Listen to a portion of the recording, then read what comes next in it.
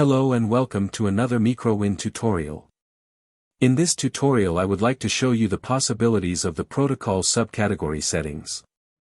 This subcategory is used to select the instruments that are used to determine the measurement data.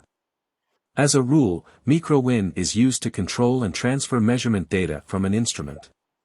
A device driver specially developed for this instrument is then used for this purpose.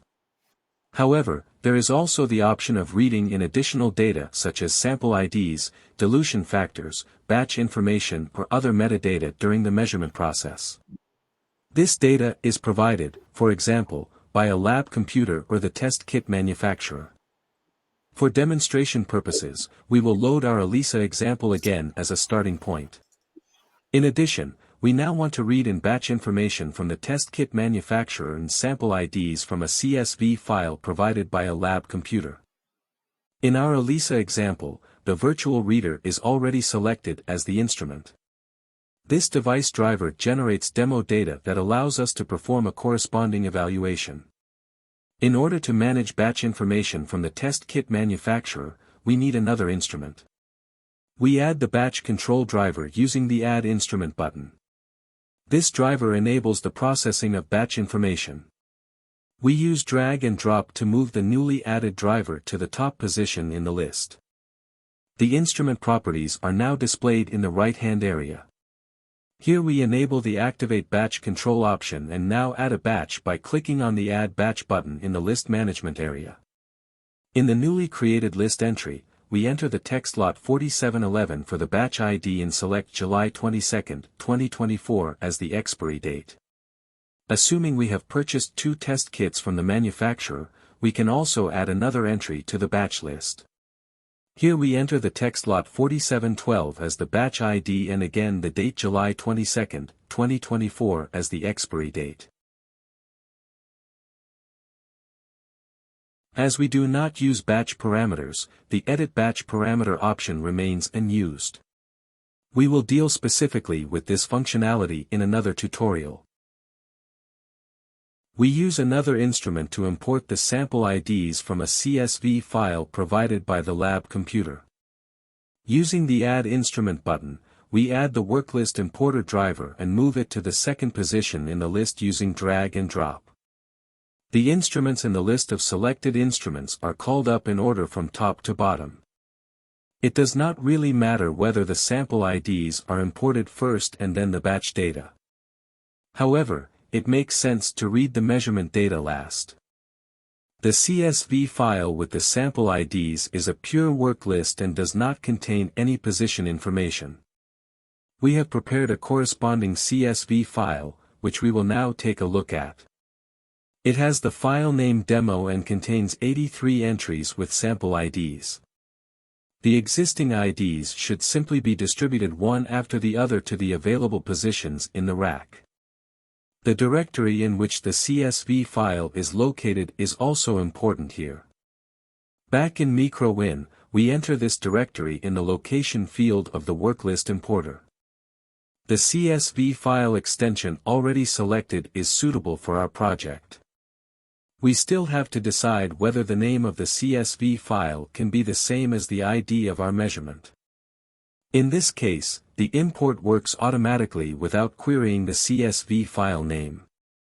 In our example, this is not the case and we will select the CSV file via a dialog. To do this, we need to activate the Choose or Browse Source File option. In the List Separator Character field, we select the comma entry. Depending on the region, this must be adjusted. However, as we are only importing the sample ID and no other metadata from the CSV file and this information can be found in the first column, this setting is not really relevant. We leave the Start Import with Line option at 1, as there is no column header in our CSV file and we therefore start the import with the first line.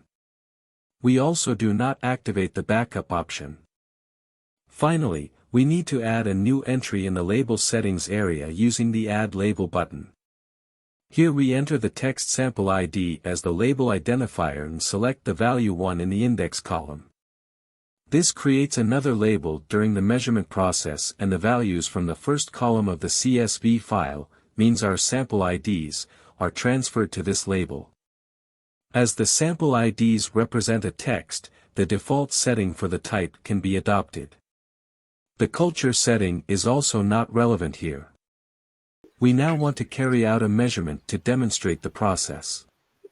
Before we do this, we should save our changes to the protocol. We save our protocol under the name worklist batch demo.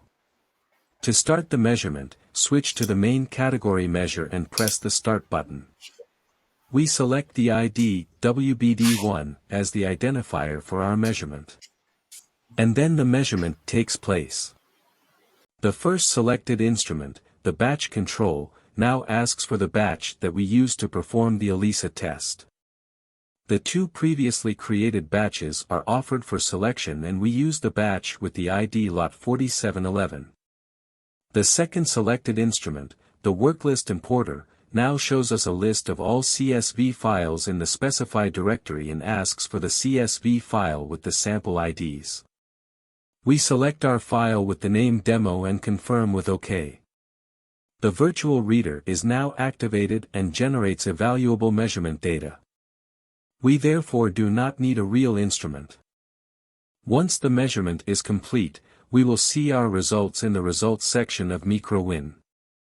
The selected ELISA protocol does not currently take the output of our metadata into account. But we can quickly adjust this. We now want to display our sample IDs above the measured values. To do this, we switch to the protocol area of MikroWin and select the calculation view. Using the Add Step button, we add a step of the reading type and move it to the top position in the list. In the settings for the new step, we enter Sample ID as the identifier and select the Sample ID entry in the Data Selection area. We now switch back to the results area and see that another column is displayed with our imported sample IDs. As a general rule, if the result of the first calculation step for an item in the rack is an empty text, no output is generated for this item. As we have only transferred sample IDs for the sample items in our example, the control items are no longer displayed.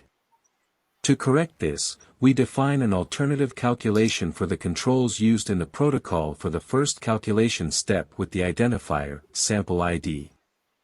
To do this, we switch back to the MikroWin protocol area and select the Types view. Here we now select the control types POSCON, NEGCON and blank one after the other and enter the formula rack.layout for the first calculation step in each case in the type-specific adaptation of the calculation formulae area. Now we switch back to the results area and see that our output also contains results for the control positions again.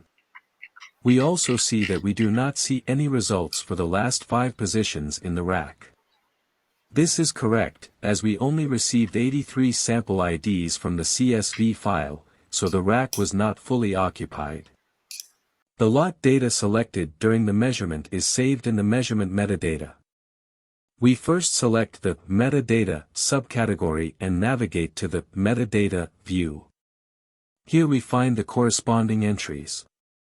We select the entry with the identifier and copy the data to the clipboard using the Ctrl+C hotkey. Now we switch to the main category protocol and select the subcategory printout. Using the Add Item button, we add another option of the freeform data type. With this option, we can output text and program data in any combination. We select batch data as the identifier. In the Custom Content area, we first enter the text, batch lot ID, and then click on the icon with the calculator symbol. This brings up an input dialog which we can use to access the program data with the help of a formula. As the lot number selected during the measurement was saved in the measurement metadata, we enter the formula measurement. After the first 2 letters, we are presented with a list of possible formulas to choose from. Here we select the formula measurement.metadata. Now we just have to add a further dot and the identifier defined by batch control for the lot ID. We have already saved this in the clipboard and can now retrieve this information via Ctrl+V and adjust it. Now we switch back to the results area and look at the print preview. Here we now also find the information on the batch used. So much for our tutorial on the protocol subcategory settings. Thank you for listening and good luck with your work with MikroWin.